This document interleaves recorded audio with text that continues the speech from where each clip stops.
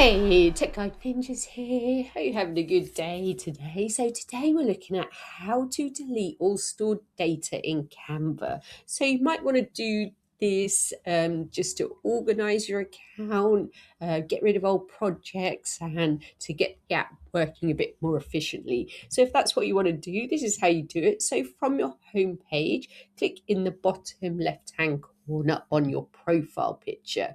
From there, you're going to scroll up and click on settings. And then on the left-hand side, you should see a section that says data and storage. So I'm going to click on there. And this is where you can manage and delete your offline content and data.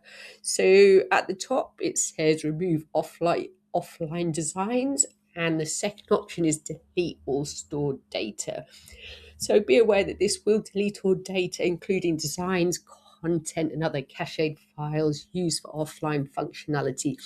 If you're offline, you won't be able to use Canva until you're back online.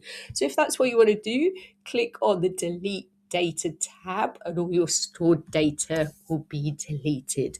I hope that was helpful. Please like the video and subscribe. I will see you soon.